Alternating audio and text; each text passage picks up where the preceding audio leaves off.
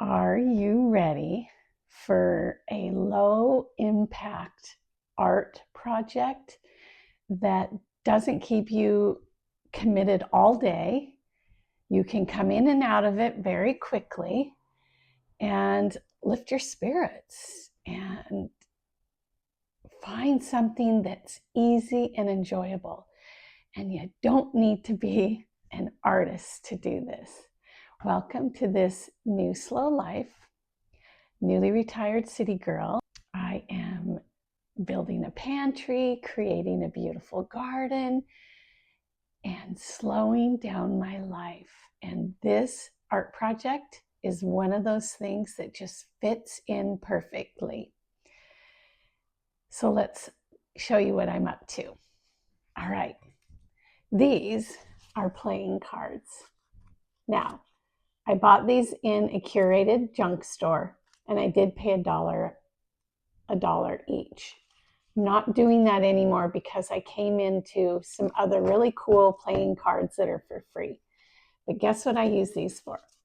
Because I entertain a lot, I love to have name cards. I like to create my own name cards because my guests love to take them home. It's also a conversation piece, and it fills my art cup, kind of, without a huge artistic commitment. So this is one of the plates that I set my table with. So I use this for inspiration. I'm going to show you how I collage. I want to first show you what I've done so far, and I don't overthink it, and we'll dive into that. So these are the cards that I created.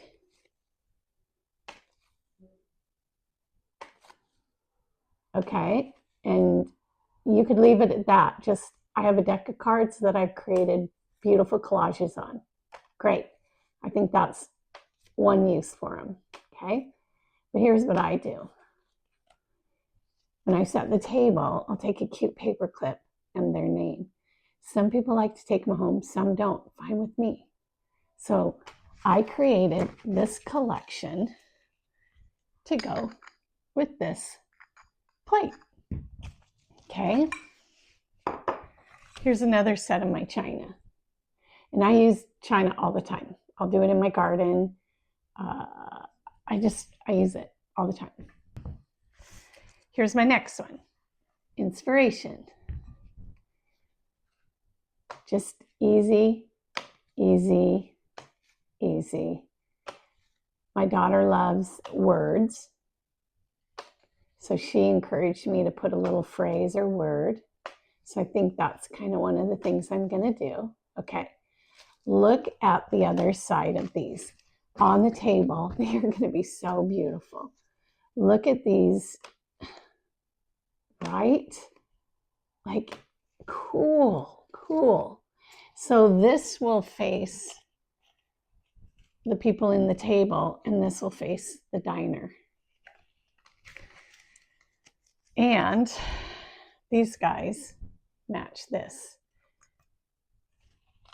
So I want to go through one with you, or some with you, and show you how I create it.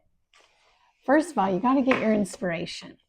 So my next inspiration was place cards for my Mother's Day table. I will link that video down here so that you can see how I did the place cards for Mother's Day. Really, really simple, and I didn't do any major craft project. It was very swift. But my girlfriend was giving these to Goodwill, and these are bingo. They're bingo bird cards. It's a bingo game. She wasn't going to use it. So this is the side I want to face the table, and then this is the side I'm going to collage. It'll be so pretty. So my inspiration was the placemat. It's a paper placemat I used Mother's Day.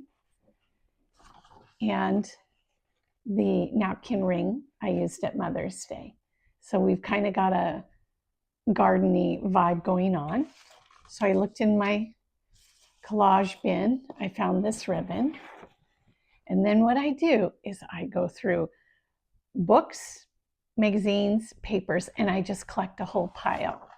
So my daughter gave me this book, and it's one that I tear apart because that's why she gave it to me. So it has pretty florals, and then it has poems, and that's where you can get your little one word. The other way to do it is I found a French, is it French? No, I found an old dictionary in a Goodwill bin, and I can tear these out. So that's all my inspiration. And then I take pages. So basically, I'm looking for naturals and greens. So I'm getting my naturals and greens here. Look at the rattan. This is going to be fun to use. A little natural, and greens. Okay, not all of it's going to work. Don't care. Okay, so then, to me, the easiest way to start, one time I started just like a collage on it, like little pieces of paper trying to cover this up. That doesn't work for me. What I do is I need a base. So my base could be all these words, or I was thinking my base is all of these. So I'm going to show you how I move forward in that more creative process. All you need is a bunch of paper, ribbon if you want. I have this. My sister uses a glue stick all the time. For some reason, this Mod Podge and a paintbrush work for me. So let me get a few things put together and we'll show you how I move forward. Also, welcome to my little studio. You can see right here I have a twin bed because we had a guest of my daughter's. So I'll break that down soon. But I turned my old studio into my husband's office. And then I got rid of this big bed in here, and this is now my studio. So I'm left with one guest room. And that guest room is full. So I had to throw together a twin bed, but I love it. We love to punt. Okay, let me get it going and get to show you. All right, ready to move on. So I practiced on a few, and what I did is, so here's what's going to sit out on the table. I honestly do not worry about perfection. These corners aren't all beautifully rounded. So I liked doing them all like this. Okay, then I started playing with it, and I felt like I wanted them all the same-ish. So here's what I played with. So I did that, and this would be fun, like to just use white napkins and craft paper plates, or just a really natural vibe. And then your name is up here. So when I got these two done, I thought, I think I want to keep them all with the same components. But then I saw this vellum paper, and the vellum paper is really cool because you put your Mod Podge on, and the vellum paper can you can just pretty much put it anywhere on your card.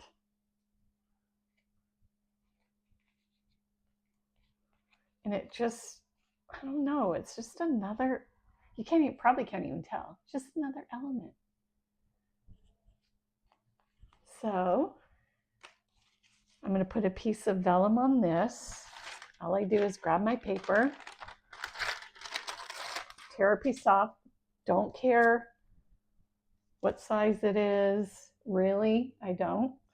And then I just paint my Mod Podge on it. and stick it on my card. And it's overlapping everything. You can't even tell really, but it just dulls this a little bit and adds an additional component. Oh, and I wanted to tell you, I played with this ribbon. Didn't like it at all. I thought it would be perfect. Not at all. So that's when I grabbed this twine, another natural component to kind of keep it together. So if we do one together, what I do is, so I have my base. I really fell in love with this. So I'm just going to tear a small piece, I don't care what size it is, and I put it on my card. And then I loved the dictionary. That's going to go on the card. And I just Mod Podge it. And honestly, if you want these more in depth, I can do that. I just want to cover some simple bases for collaging so that you can be off and running. At the same time, if it's something you're interested in, we could do a whole project together. So you would need to let me know if you are interested in more. Okay, so my vellum is very large, and I'm going to cover up a lot of my kind of rattan piece. And see how that feels really kind of one-dimensional? This really, really helps. I just wrap it around, pull it tight, tie it in a knot. Don't care which, if the knot's on the side, in the middle, it doesn't matter. Really, sometimes I just grab glue, done. And then I go back and kind of enhance it a little bit. But that feels a little bit better, right? So I have all of these guys for my little natural place settings. And you can write directly on them, the name tags on them, or again, we can take a paper clip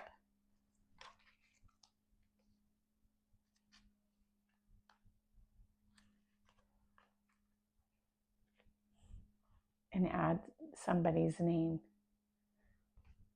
How can you resist? Again, this is good for your mental health. It works for me when I'm getting frustrated. I have elderly parents that have needs that are just mind-blowing, and they lean on me for so much. And I need to just hole up, say no, and keep my life chill. So this is part of my mental health journey. So I hope that you will find an old set of cards and just start collaging. Love that you're here. Ciao for now.